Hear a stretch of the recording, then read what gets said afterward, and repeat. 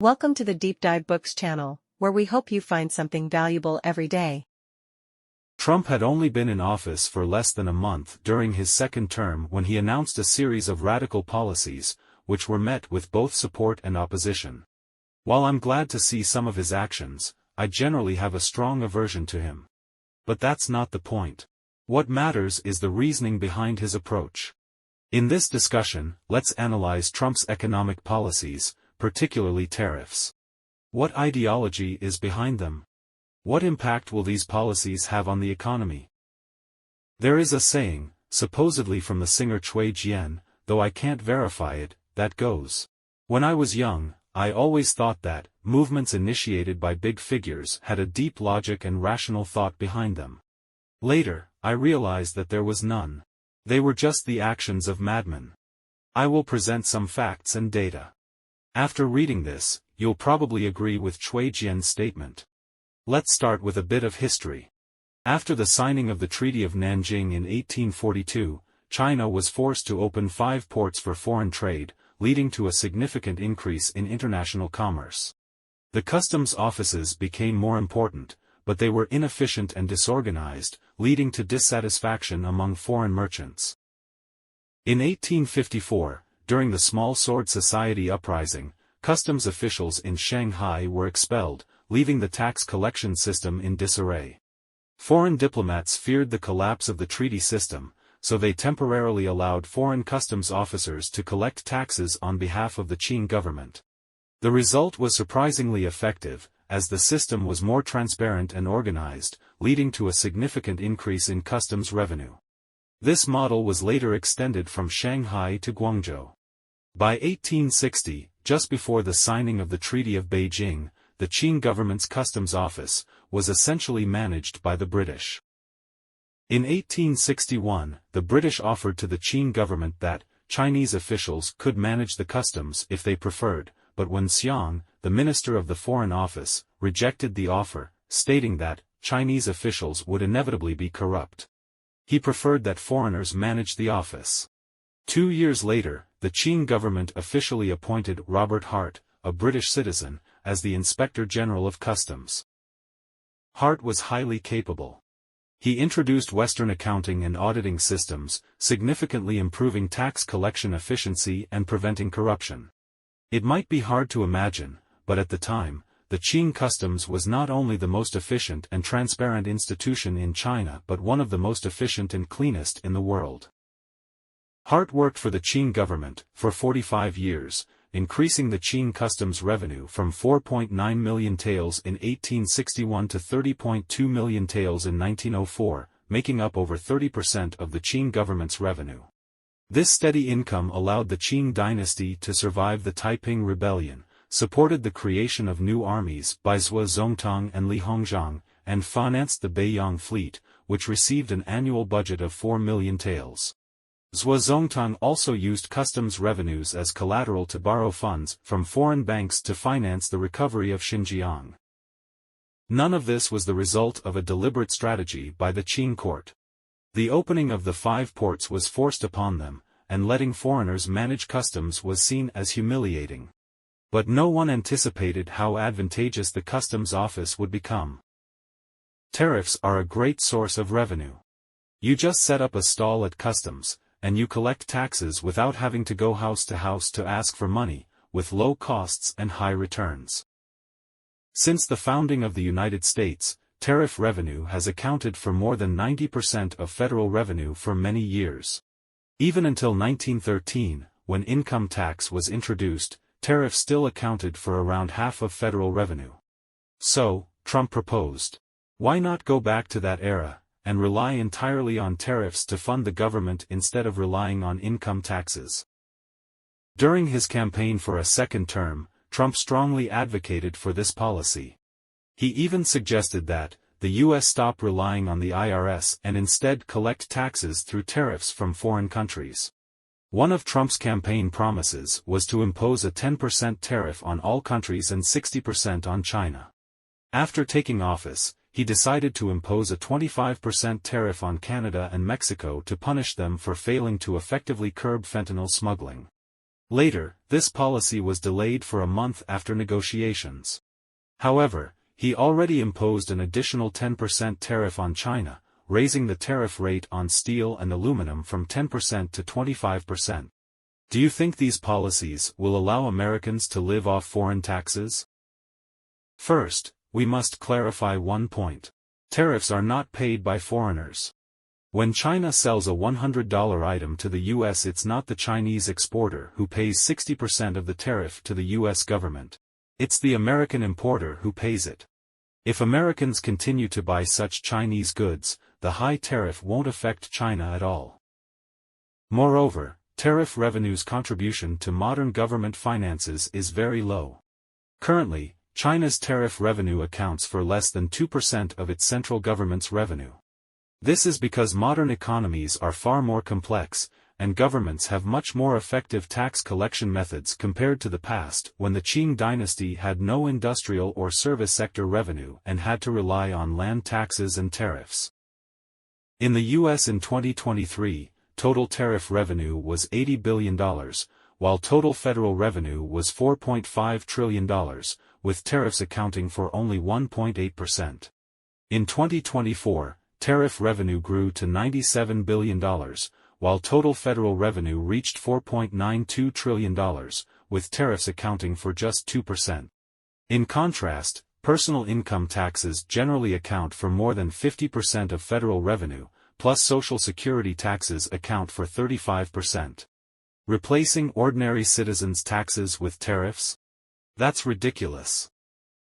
Now, if Trump really implemented the 10% tariffs on all countries, and 60% tariffs on China, how much would U.S. tariff revenue increase?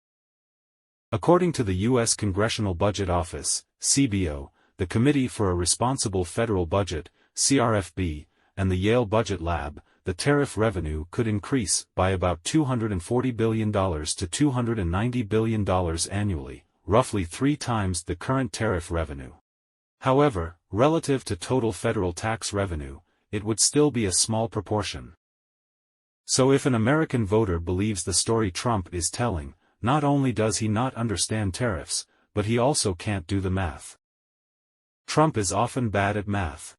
He targeted Canada and Mexico for fentanyl, even though 98% of the fentanyl smuggled into the U.S. comes from Mexico.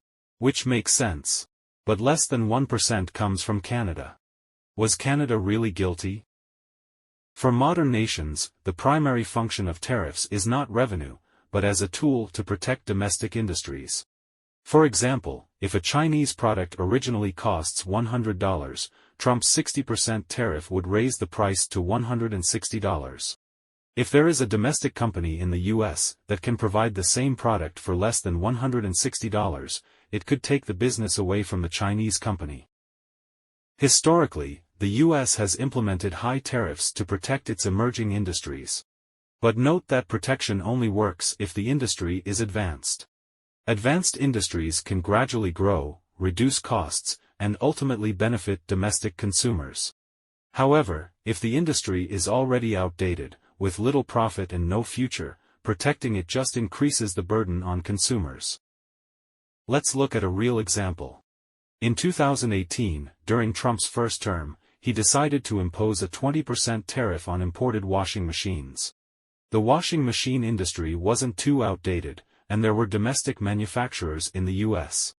Trump's plan was that the sudden 20% price increase on imported washing machines would give U.S. manufacturers a competitive edge, allowing them to expand production and create jobs. The result was that domestic manufacturers immediately raised their washing machine prices. Retailers, in order to keep imported washing machines selling, lowered their own profit margins. As a result, both domestic and imported washing machines became more expensive. The price hikes were entirely borne by American consumers. Ultimately, Trump's tariff on washing machines did create 1,700 new jobs in the U.S. But the cost to American consumers was an additional $820,000 per new job. Is it worth it for Americans to spend $820,000 per year to support a washing machine factory worker? Now, Trump plans to impose tariffs on a wide range of goods from various countries, many of which the US couldn't or shouldn't produce itself, only causing prices to rise. Even if tariffs could protect domestic industries, the final result is likely to be counterproductive. Trump's first term saw an increase in steel tariffs, which did raise the capacity utilization rate of U.S. steel mills, adding a total of 26,000 jobs. It sounds great. But remember, steel is just one link in the economy. The downstream industries, like automobile manufacturing, machinery, and construction, were affected by the increased steel prices. As the cost of steel rose, downstream industries had to delay or cancel projects. The result was that while steel industry jobs increased, other sectors of the U.S. economy lost 500,000 jobs, leading to a net loss of 474,000 jobs in total. This is what Trump has done. So when China says he's shooting himself in the foot, they're not wrong. And this doesn't even account for China's retaliatory tariffs on U.S. products, which would strike certain U.S. industries as well. Why do modern nations have low tariff rates? Because tariffs are basically a self-destructive measure. Trump's economic policies are fundamentally populist economics. We've discussed the difference between democracy and populism in our channel. Democracy is institutionalized multi-party competition, where people sit down to discuss things and ensure the rights of all parties. Populism is the emotional mobilization in the name of the people. Populism cares less about logic and more about whether someone is one of us. Populist economics has two main characteristics. One is the emotional value of policies.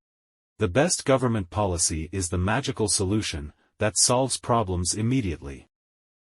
Left-wing populists call for government handouts, right-wing populists call for tax cuts, and some demand both. Populists believe in the magical power of a strong government. How to protect domestic industries? Subsidies. If our country is weak in any sector, the government should pump money into it. What to do if economic growth is slow? The government should invest in infrastructure.